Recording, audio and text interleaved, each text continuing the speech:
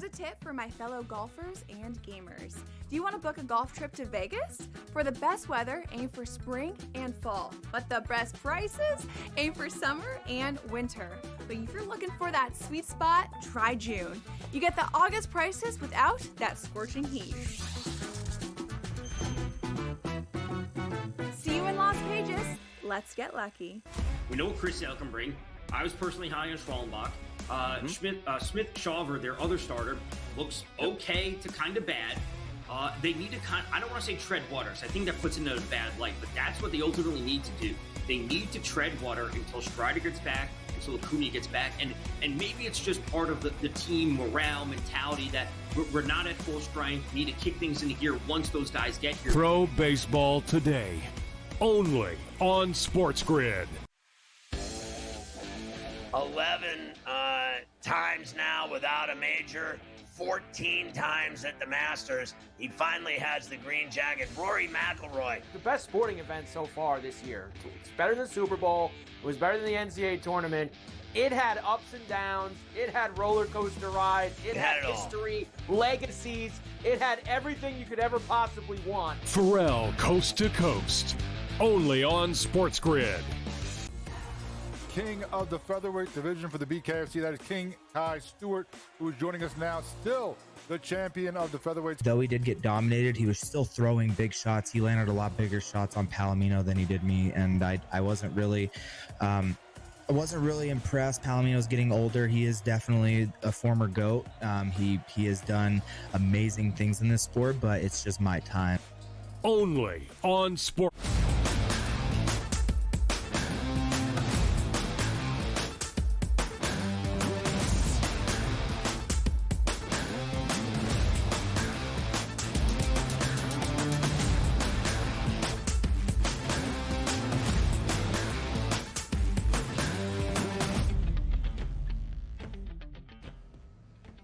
Hello and welcome to a Wednesday live right here on the early line on SportsGrid and all across the SportsGrid network. That includes sportsgrid.com/watch, where you can find your favorite destination to consume everything all across the grid. He is Donnie Rightside. I am Ben Stevens. We are here together for the next 3 hours up until 11 a.m. Eastern time. A Tuesday morning, fresh in the NBA postseason. Opening night of the play-in tournament around the association. Our 7-8 matchups both in the Eastern and Western conferences, and our 2 7 seeds now set for the entirety of the playoffs around the NBA. We'll recap everything we saw last night in Orlando and in San Francisco, break it down for you, and obviously detail what it means for the opening round, those 2-7 splits around the NBA postseason. Major League Baseball, a full 15-game slate on a Tuesday, and so much more to get to, DRS, here over these next 3 hours up until 11 a.m. Eastern.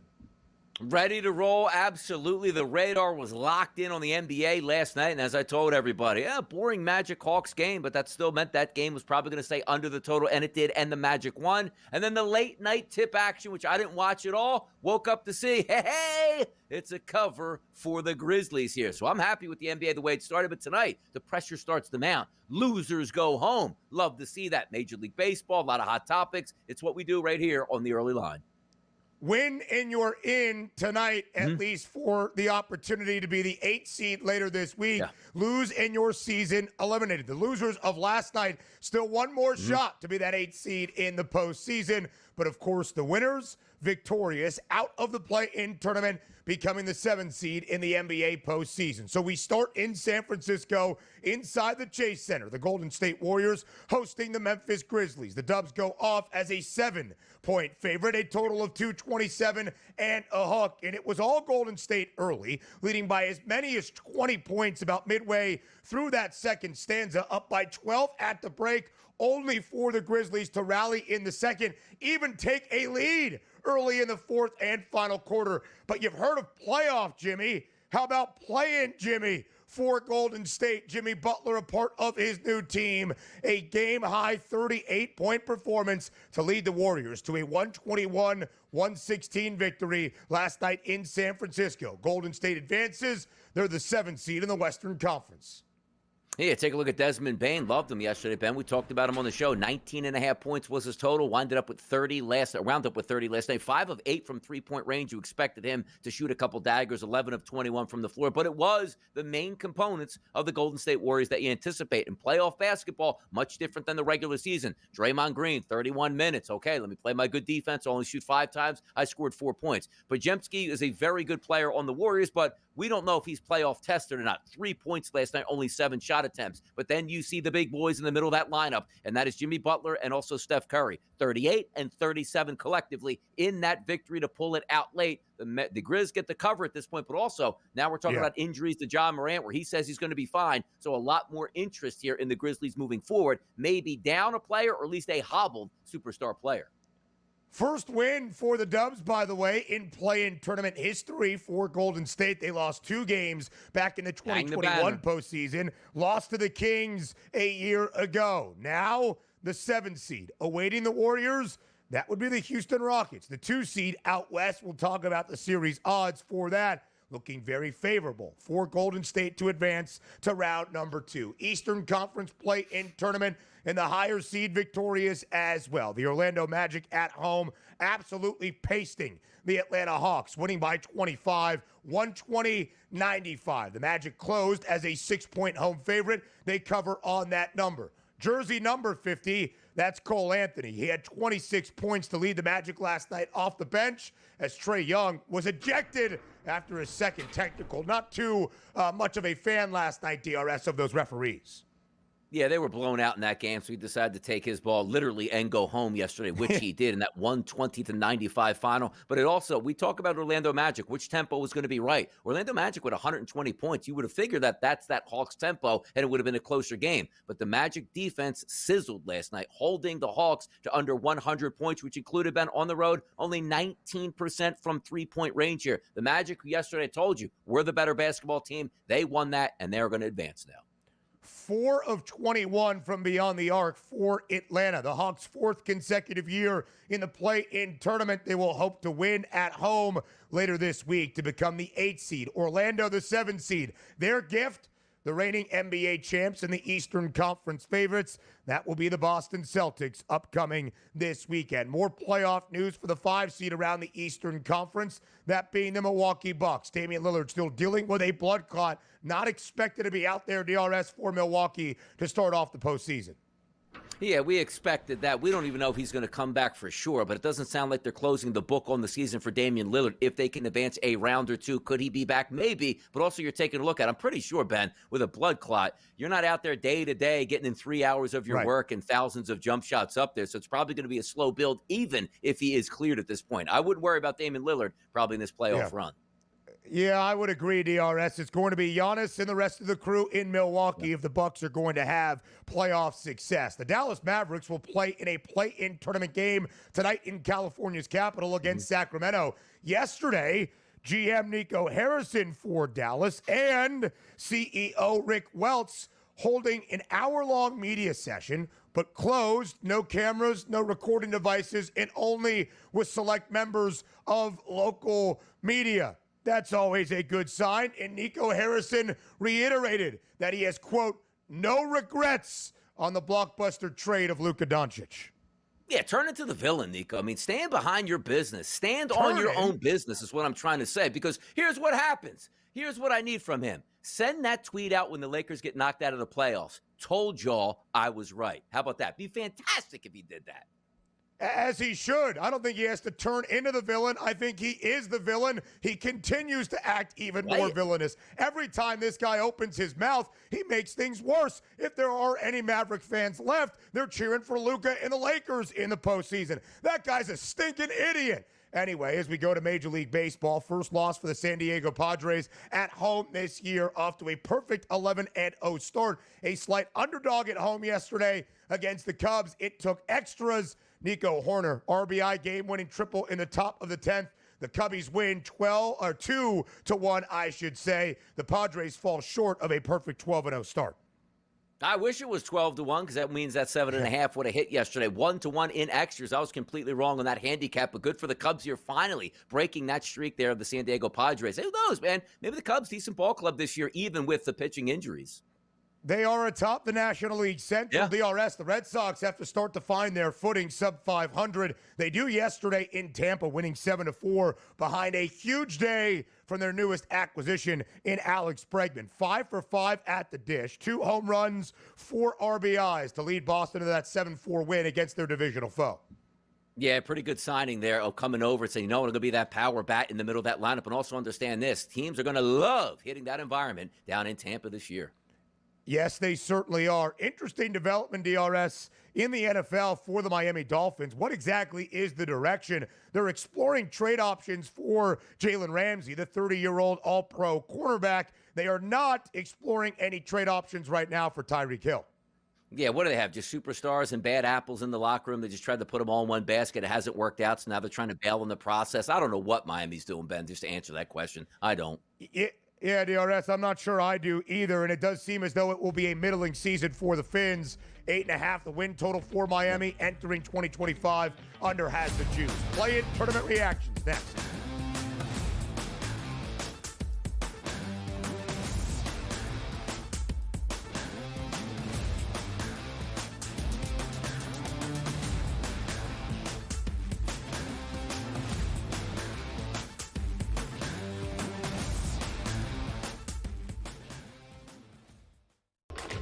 Enter into the magical world of McLuck.com, where even the smallest of spins can win real cash prizes. Adventure into over 1,000 of the best Vegas-style slot games. So what are you waiting for? Unlock your free welcome offer today. Join the fun where winners play and players win. Two guys that can do it all. Too much electricity this morning. This is a good time. We're having a lot of fun. I had to do a triple take. Ka-ching! Why? Because of parity. I didn't mean to offend. Yeah, it's not going to happen. Load management is a dirty word. Let him rip. You know what? Circumstances provide the results. What? How do you do this once? Oh, Donnie, you got such a good show there. A network that is booming.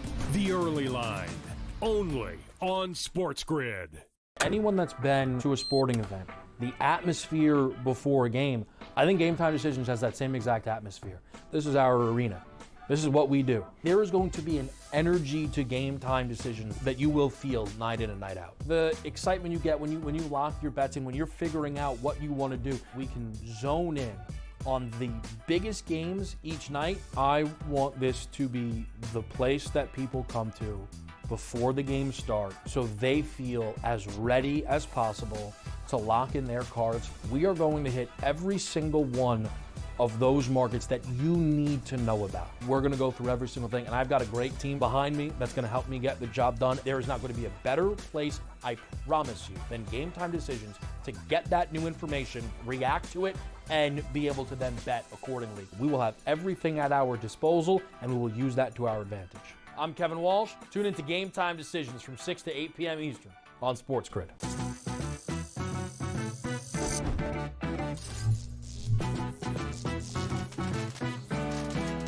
Did you know sportsbooks tend to draw up tighter bet lines for events that get even more bettors, like championship games or major matchups? My tip? Try betting on less popular sports. You might have a better shot at beating those odds. Now, go get lucky. See you in Las Vegas. Let's get lucky.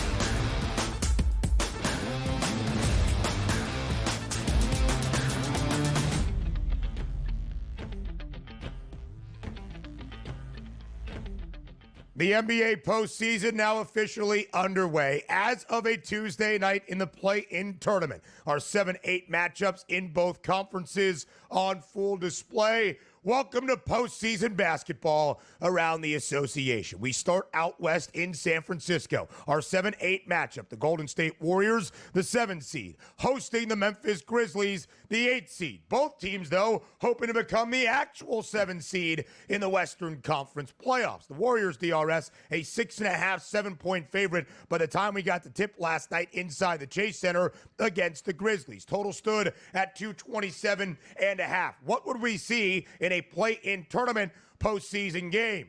We would see a Golden State team take a 20-point lead midway through the second quarter, be ahead by 12 at the break, only to trail early in that fourth quarter as the Grizz did start to form a comeback for Stephen Curry and Jimmy Butler to be clutch down the stretch. Golden State holds off the Grizzlies 121-116. Now Memphis does cover as that 6.5, 7-point road underdog. A total of 227.5 does sky over, but ultimately Golden State gets the outright win. And the Warriors will now be the 7 seed in the Western Conference playoffs. Yeah, interesting game overall, too, because if you just look at the box score from a Memphis Grizzlies perspective, 49% from the floor as a team on the road, 46% from three-point range, and 87% from the charity stripe. That should be good enough to get a victory. Now, it was good enough to get the cover, but also maybe the impact late in that basketball game about 5 minutes ago, Ja Morant twisting his ankle, could have an impact not only on that basketball game and also a basketball game moving forward, something to keep an eye on. But you do rely on your superstars, the guys that have been there and done that. Jimmy Butler's had a lot of playoff success, even if it hasn't equated to world championships per se. But the guy that we know is equating to world championships, that's Steph Curry last night. Leaning on him, 6 of 13 from three-point range, and also getting to the free throw line, a perfect 13 of 13 conversion rate, 8 rebounds, 4 assists, and a steal last night for 37 points here. That's what you expect. But also, boy, oh boy, like if you need 38 from Jimmy Butler and 37 from Steph Curry just to try to escape the Memphis Grizzlies in a playing game, maybe that's a bigger issue that you have, and we'll talk about the Houston Rockets a little bit down the line as their next opponent. But a win is a win, and you move on. You don't want to delay, lose that game, and then go to another playing game just to try to make it into the playoffs. So it was a good move for the Warriors. That veteran team can get rested up and ready now for the true round number 1. And last night, the third appearance for Golden State, this iteration of the play-in tournament, dropped both of their games back in 2021 to be eliminated from playoff contention. Lost last year to the Sacramento Kings, did not get out of the play-in tournament either. DRS, to your point, we have heard of playoff Jimmy. He's comfortable in the play-in tournament from his days in Miami. Play-in Jimmy last night once again. 38 points to lead all scorers for the Warriors last night. And you mentioned Stephen Curry, not just 6 triples, but a perfect 13 of 13 from the stripe. And that was key, DRS. So many free throw attempts for Steph down the stretch in the final minute, 2 minutes of regulation to hold off the Grizzlies, really keep it a 2-possession game. Since Jimmy Butler played his first game in a Warriors uniform, Golden State is now 24-8 straight up. Yeah, the Grizzlies did get the cover last night, but Golden State advances to be that 7 seed in the Western Conference playoffs. DRS, I think there is the 2 ways of looking at it, right? Glass half empty.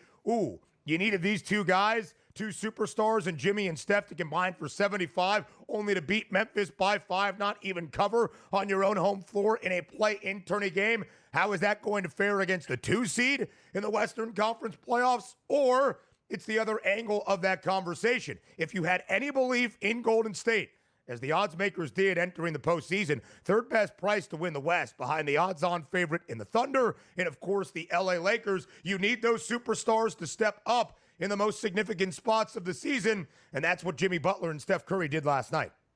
Yes, they did. And that's what you want to rely on. And we talk so many times about the playoff structure here where, again, it's not like, okay, Golden State won this basketball game. Get ready tomorrow night. You're already starting that series against the Houston Rockets. You get days off here between games, which is always going to help a veteran team, specifically as we're just talking about. You're taking a look at those minutes. 40 minutes last night for Jimmy Butler. 39 minutes for Steph Curry. A lot of usage rate, high leverage situations for both of them, but they can rest those tired legs and get ready and be rejuvenated by the time they take on the Rockets. I liked what I saw because that means Jimmy Butler is engaged. You say, you know what? Ben just told you, Donnie, there's a really high record here, really good record, I should say, for the Golden State Warriors since he's been acquired, and rightfully so. But sometimes don't you need to still see it to believe it in the biggest moments, in the biggest games? Like, what's Jimmy Butler in the regular season? Let me get you that 18 to 22 points. Let me play good defense. It's great to see him say, give me the rock, this is the playoffs. I know how to do this and drop 38 points. That's a really good sign. Now, you just need the B-roll players here to sort of come around and say, you know what? I can't give you the 1 of 7s, the 4 of 7s, the 1 of 5s here. Let me step up my game as well. But when the superstars come to play, which is what the spotlight is on in the playoffs, they performed last night for the Golden State Warriors.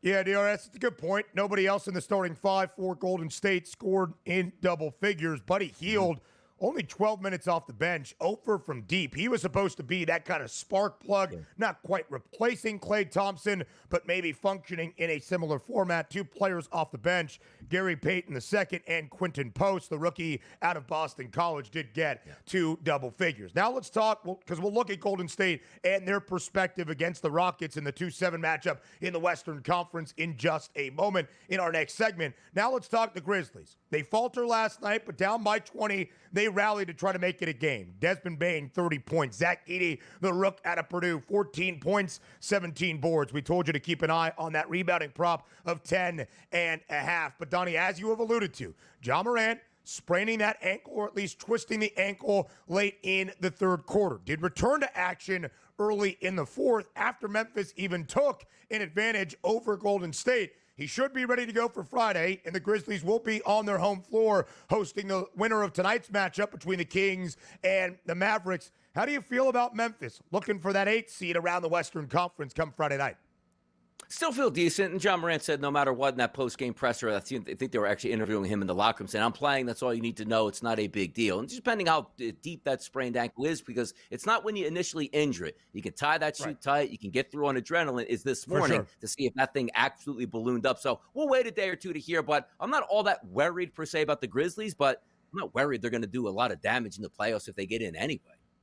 Yeah, 22 points for Ja last night. They will be a favorite, probably of at least 5 or 6 points against either the Mavs or the Kings. But maybe that is it, trying to become the 8th seed. Now the 2-7 matchup out west next.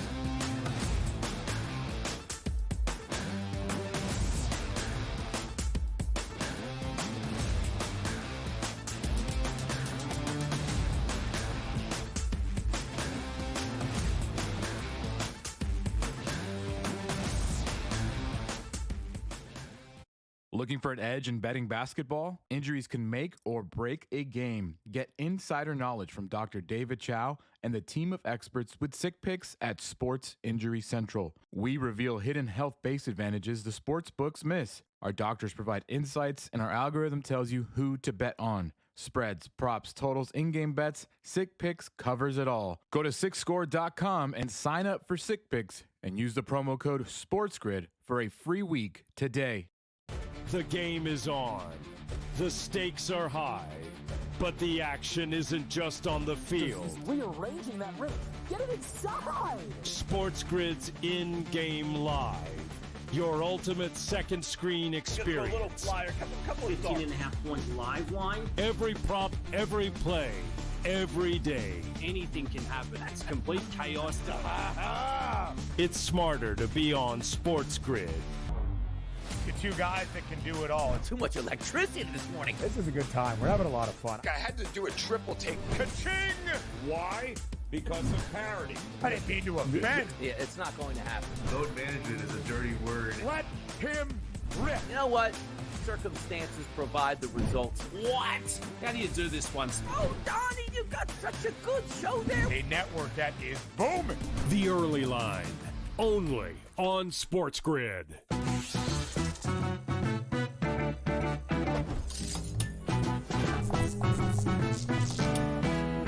First time on a casino floor and feeling a little overwhelmed? Well, here's a tip. Lots of machines have a free demo mode you can try for practice. So give those slots a spin in practice mode before you start putting down some real cash. Now, go get lucky. See you in Las Vegas. Let's get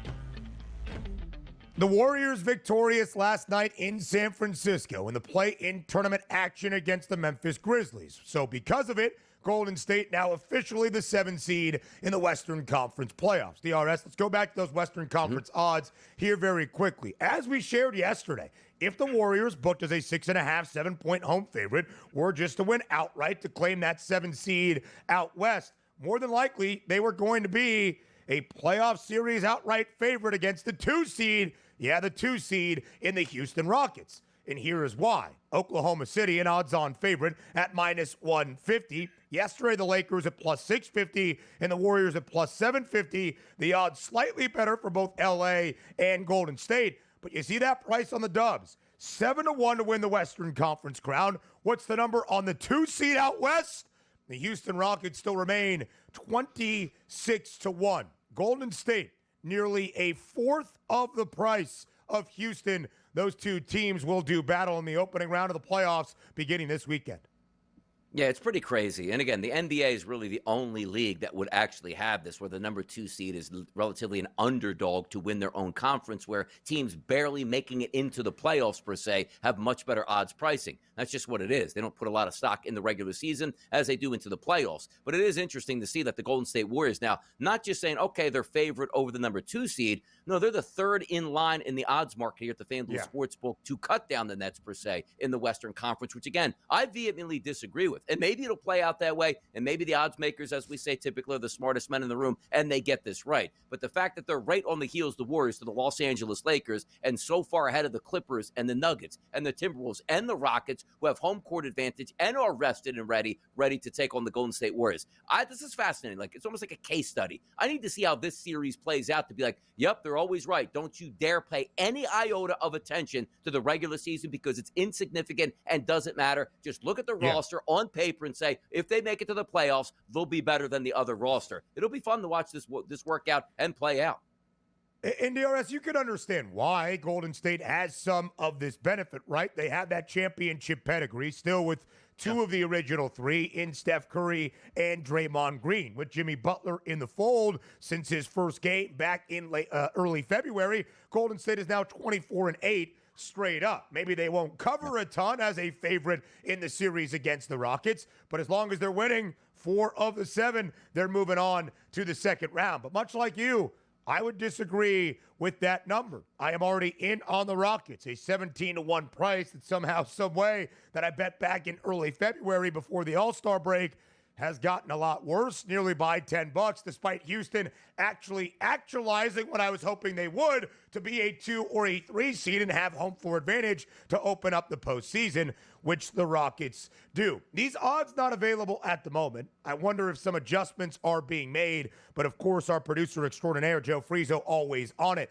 Late last night, after Golden State edged out Memphis 121-116, they did post the opening playoff odds for this matchup between the Rockets and the Warriors. And as we predicted, Golden State not just an outright favorite, DRS, but greater than a $2 outright favorite at minus 205. Houston is the 2 seed. The Rockets have home floor advantage. If they win every game at home, they're advancing to the second round.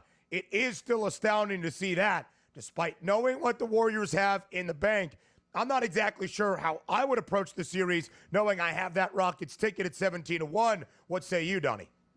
Hey, look, again, minus 205 to win the series for the Warriors, which even leads me to believe, Ben, like if the Rockets handle their business in game number 1 on their home court, it's going to be roughly still a pick-em in the series. The disrespect is real here. But again, the case study that we all wanted here, a Warriors team barely squeaking into the playoffs, going up against a Rockets team that's the number 2 overall seed. It will be interesting to see how it does play out, but you also see that Houston plus 1.5 at a minus 112 price. The 2 seed getting a game and a half at this point, roughly for regular juice. It's crazy to see. But maybe we're wrong. Maybe game number 1, the Warriors win by 25 points on the road, and everybody laughs like, we all knew this was going to be an easy series for the Warriors. I'm still not buying that right now. Maybe I'm just holding out, but I can't. Is the public really that heavily tilted toward Golden State? Like, there's no chance that the Rockets can compete in the series? Because that's what a 2-1 price is telling me. Yeah, absolutely, DRS. And by the way, for the opening game, game number 1 on Sunday evening, Golden State, an ever so slight minus 116 road favorite on that money line against the Rockets. The most likely outcome, as the odds makers see it, the Warriors in 6 at a plus 290 price. Of course, that would be in San Francisco inside the Chase Center. If the Rockets either win the set or at least get it to 7 games, you cash that series spread at +1.5. To me, that's a very enticing number if you believe in the Rockets. Eastern Conference play-in tourney action. A big night for the Magic in Orlando. Next.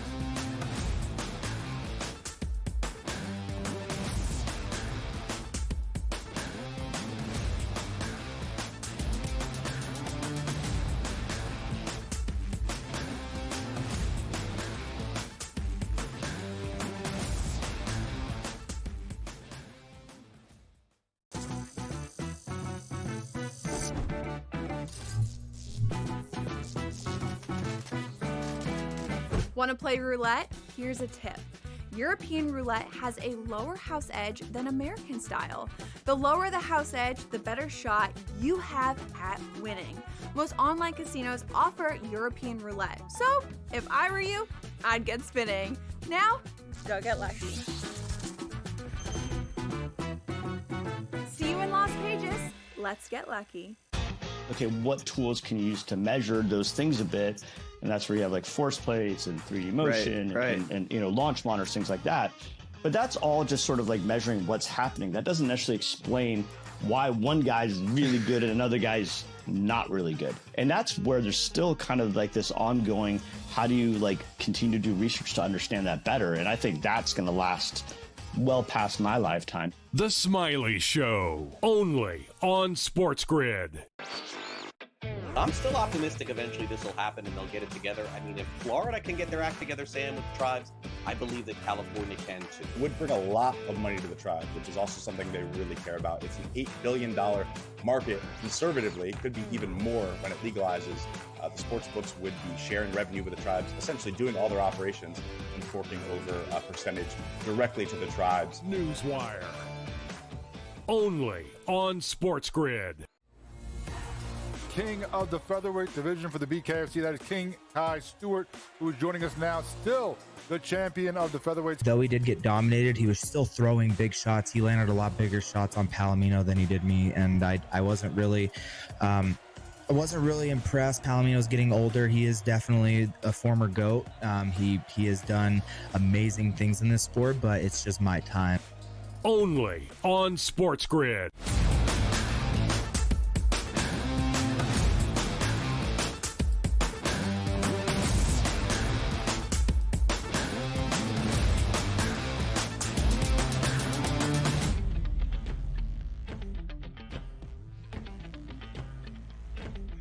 So Golden State with home floor advantage, victorious in the 7-8 play-in tournament game to start off the postseason in the Western Conference. Now we move out to the Eastern Conference. In Orlando, the Magic home floor advantage against the Atlanta Hawks. The Hawks into the play-in tourney for a 4th consecutive season, and despite the familiarity, DRS, not the result Atlanta was hoping for. Orlando at home, a magical Tuesday night. A 25-point win, absolutely pasting the Hawks, 120-95. Orlando closed as a 6-point home favorite. They make good on that number. A total of 219 stays under because the Magic held the Hawks to only 95 points. Orlando entered the play-in tournament at the end of the regular season, battling its way back to an even 500 record at 41-41.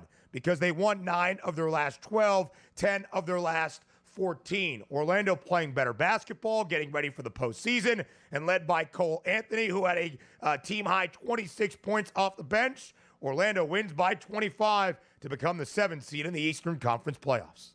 Yeah, got some balance there. Scoring in the starting lineup, of course, as we know, you had the 17 out of Bancaro, Wagner, 13 points, Wendell Carter Jr., 19. But how about off the bench, as you pointed out here, Cole Anthony, 10 of 17, like that microwave offense right away in only 20 minutes, scoring 26 points. And then you take a look at Anthony Black, 28 minutes off the bench, 6 of 7 from the floor, which included 3 of 3 from three-point range, and 16 total points. That's what you like to see. But it was the defense, or the Orlando Magic, which they've stood on all season long. You don't think Orlando Magic up-tempo in offense, 120 points, that's a point splurge for them, which was fantastic to see. But they held a high-powered Hawks team to under 100 points. That's always the best part of it. And if you're not going to shoot the three-point shot well, you're going to get beat in the NBA. And that's exactly what happened to the Hawks last night. 14 of 21 from three-point range, which led them to 38 overall % as a team on the road. Not good enough. They got hammered last night. on only 21 attempted threes, and Atlanta only made 4. In today's NBA climate, those are not the numbers, of course, to have a successful recipe. As we shared, Orlando won 9 of its final 12 to end out the regular season. Not its regular season finale, although most of the starters not in action. Orlando had already clinched home floor advantage for the play-in tournament game. Who was that opponent in the regular season finale? The Atlanta Hawks, who had won 3 straight entering last night, including as a few outright as a dog, because they needed to, as an underdog, to hold off the Bulls to make sure they could be the 8th seed and have a second opportunity if it was necessary. As we look at the game, we'll hear from Trae Young in just a little bit. But as we look at the game, DRS, 29-22 for the Hawks this year as an underdog entering last night. They were so much better this year as a dog than in comparison to the previous 2 seasons, 34-47-1 against the spread. And one thing we really highlighted would be that pace. Atlanta, second highest over percentage this year, nearly 62% of their games pushing to the over. Orlando, second highest under percentage at more than 57% of their games going to the under. The Magic won that last night without a shadow of a doubt. Big performances from the Anthonys off the bench, Anthony Black and Cole Anthony. But DRS, Paolo Banchero, only 17 points. His points prop 30.5. Franz Wagner, a double-double, 13 and 13. But again, it wasn't necessarily the offense for Orlando in the starting 5. It was that defense coming through.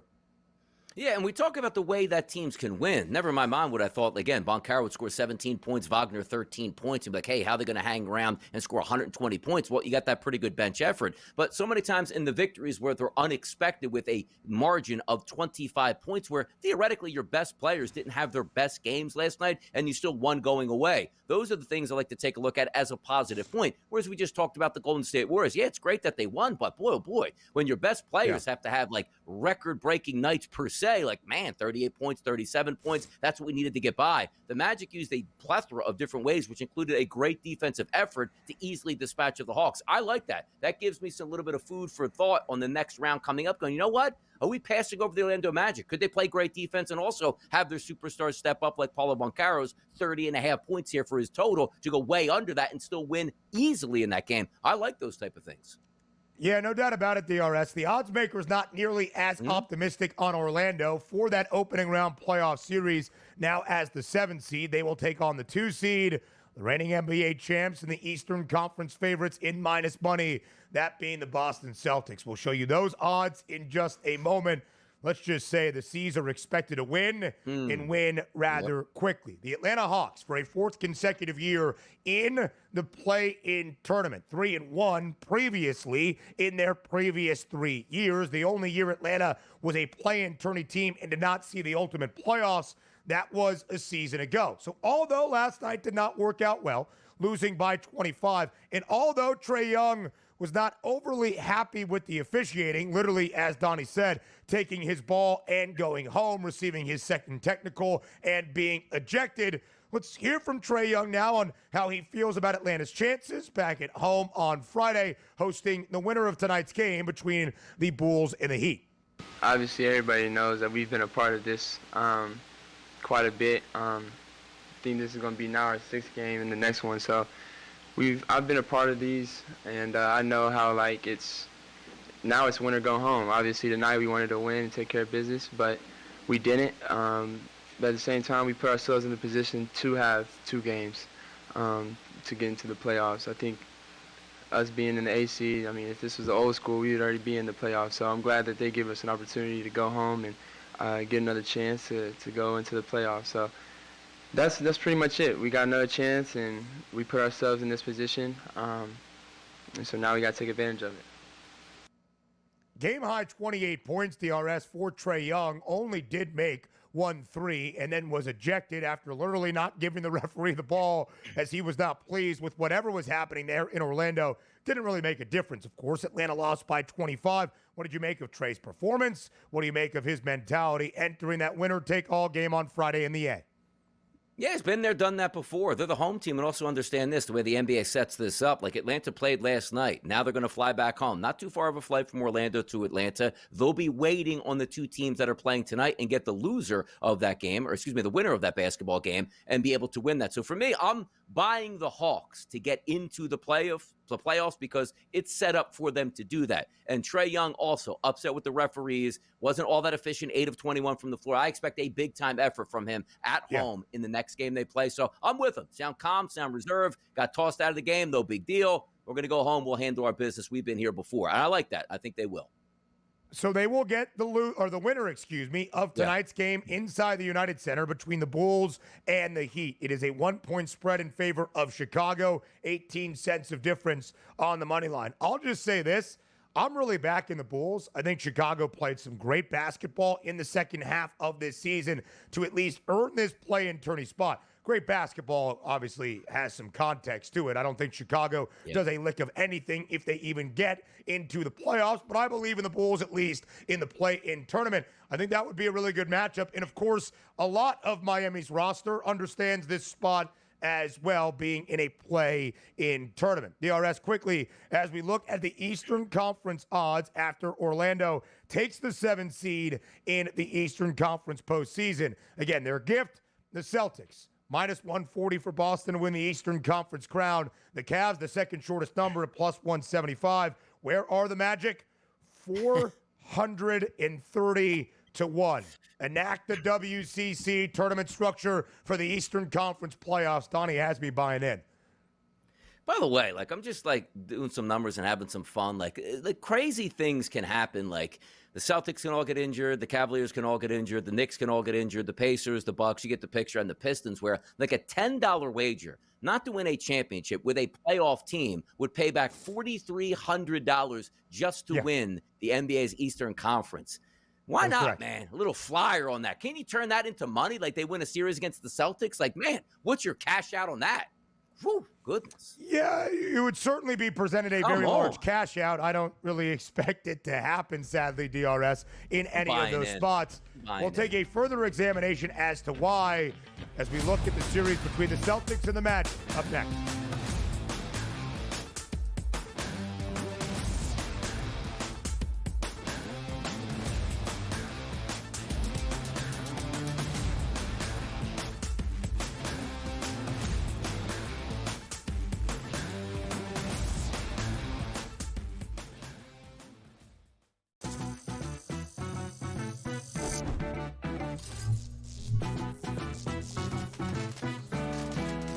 Want to play roulette? Here's a tip.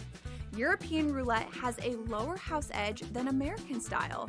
The lower the house edge, the better shot you have at winning. Most online casinos offer European roulette. So, if I were you, I'd get spinning. Now, go get lucky. See you in Las Vegas. Let's get lucky. Okay, what tools can you use to measure those things a bit? And that's where you have like force plates and 3D motion and launch monitors, things like that. But that's all just sort of like measuring what's happening. That doesn't necessarily explain why one guy's really good and another guy's not really good. And that's where there's still kind of like this ongoing, how do you like continue to do research to understand that better? And I think that's going to last well past my lifetime. The Smiley Show, only on SportsGrid. I'm still optimistic eventually this will happen and they'll get it together. I mean, if Florida can get their act together, Sam, with the tribes, I believe that California can too. It would bring a lot of money to the tribe, which is also something they really care about. It's an $8 billion market. Conservatively, it could be even more when it legalizes. The sports books would be sharing revenue with the tribes, essentially doing all their operations and forking over a percentage directly to the tribes. Newswire, only on SportsGrid. King of the featherweight division for the BKFC, that is King Kai Stewart, who is joining us now, still the champion of the featherweights. Though he did get dominated, he was still throwing big shots. He landed a lot bigger shots on Palomino than he did me, and I wasn't really impressed. Palomino's getting older. He is definitely a former GOAT. He has done amazing things in this sport, but it's just my time. Only on SportsGrid.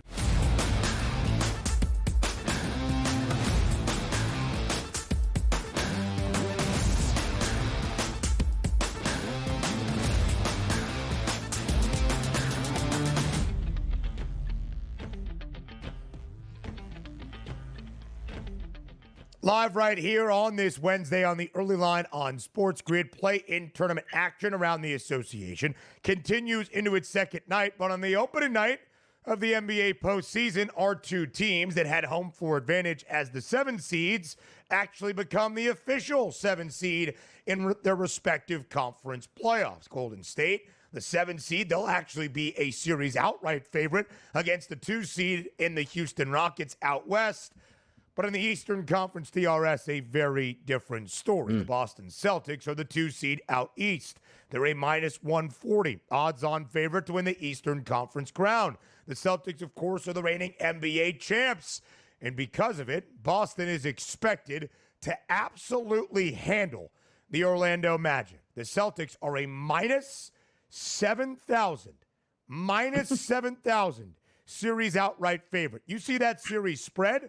3.5 games plus 3.5 for Orlando. If the Magic do not get swept, Donnie, they cash that ticket at only minus 154 in terms of juice. Boston is expected to sweep the Orlando Magic. That is what the odds makers are telling us. Do you think it is that simple for the C's? I don't think so. Like, it's still the playoffs, and you're still getting rest. And also, what's the MO of teams coming into the playoffs, right? When you take a look at the Atlanta Hawks and you say, okay, what happens if they matched up against the Celtics? And you told me it was going to be a sweep. I might believe it because there's not a lot of defensive resistance. The one thing that you do like in the playoffs is the defensive intensity is usually ratcheted up.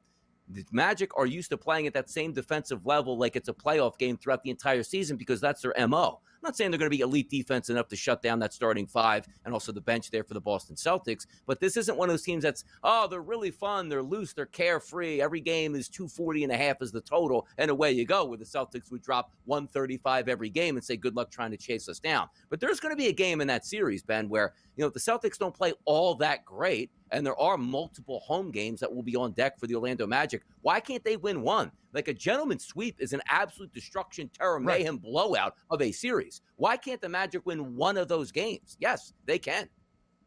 Yeah, and Donnie, I think that's a great point, right? Boston wins in 5. It never really is in doubt except for one game. Your outlook on the Celtics does not change. You're not expecting the C's to get picked off in either the second round or even more resoundingly believing in the Cavaliers in the Eastern Conference Finals. This was basically what we saw with Boston last year, and the Celtics ran roughshod over the Eastern Conference and to that NBA Finals, winning a championship in banner number 18 inside TD Garden. We're largely expecting the same, but a sweep from the very jump in being this impressive, I'm not entirely sure. Donnie, the odds for game number 1 on Sunday afternoon in Beantown, Boston's a 14.5-point favorite against the Magic. All right, maybe you're not buying Boston at minus 7,000 or the Celtics to win in 4 or at minus 3.5 in the series spread to pull off that outright sweep. Maybe you're looking at that game, though, and thinking, well, maybe Boston wins by double digits, but if the Magic lose by 14 or less, I'll take it. It is just an overwhelming amount of odds optimism and belief in the reigning NBA champs, which I understand, but it's expecting this to be like the Boston Celtics playing a college team at this moment. Like, this sounds like the Knicks and the Heat when they would get together in the 1990s and absolutely brawl. And you say, well, what do you mean? It's 14.5 points. Those were close games. Look at the total, Ben. 206.5 for game number 1, which if you're reading the notes, which means like, hey, Orlando, good luck getting to 90 points. Come on now.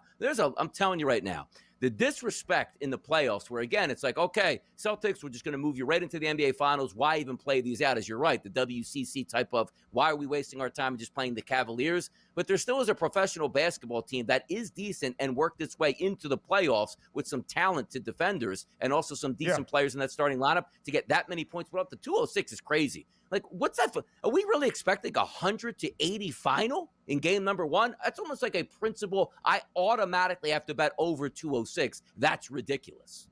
Yeah, in DRS, think about how Boston covers as a 14.5-point favorite if the total stays under, right? That is the way that these things work, and you can quickly correlate.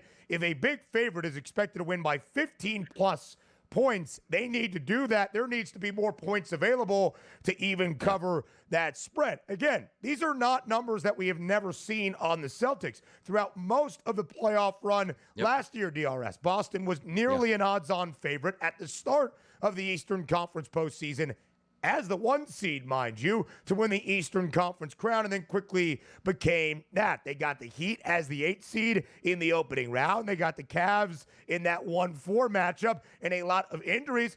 The Celtics did not sweep either the Heat or the Cavaliers. They did sweep the Pacers, but they had to win that opening game in overtime before Tyrese Halliburton was injured. They didn't sweep the Mavericks, despite being very hefty favorites, although they did win in a gentleman's sweep. Donnie, I don't think this series gets to 6 games, but can it get to 5? That's really all you're asking for Orlando.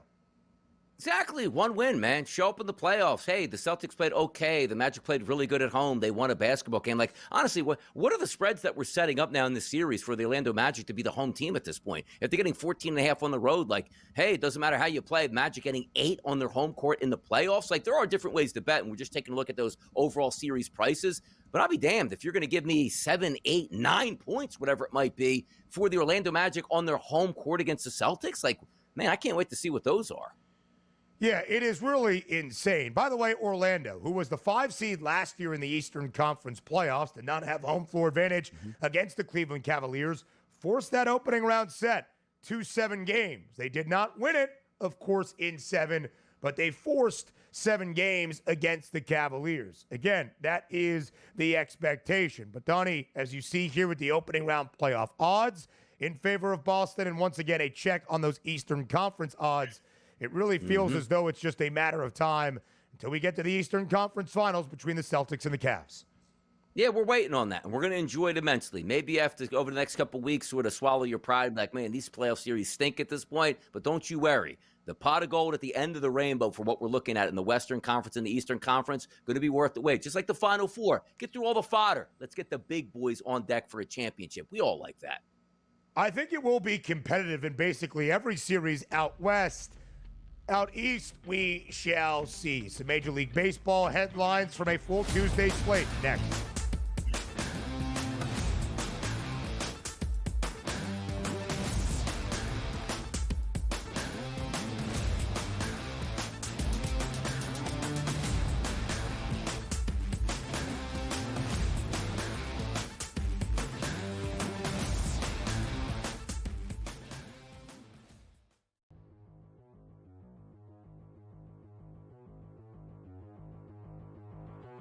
Fantasy baseball. Let's be honest, George. There's a lot of things antiquated about this game that we love. Man, like I would love to try some new little wrinkles here. And so for Sam's question here on the show, I think it's at least fair to ask the question with catchers in fantasy baseball. And sometimes we're playing in 2 catcher leagues. Why at this stage of the game? I have no idea. If you're still doing it, you're behind in the times. Buy or sell, catchers should get a fantasy point for throwing out runners trying to steal. So essentially awarding a defensive play to get an offensive point in fantasy. You're going to buy or sell this?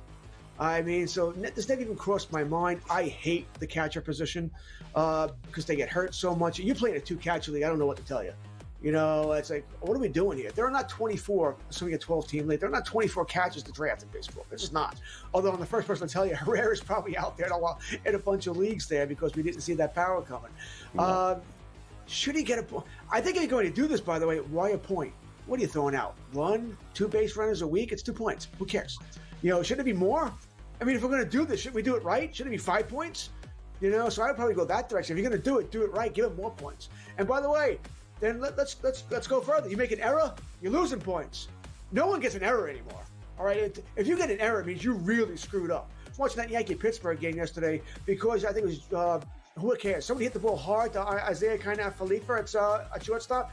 He didn't have to move, but he dropped it. They called it a hit because he hit the ball hard with 3-hopper. Oh, hard hit, error. So let's do that too. So yeah, I'm kind of on board with this, but you need more than one. It can't just be a point that's meaningless. You need more than one. Fantasy sports today. Weekends starting at 8 a.m. Only on SportsGrid.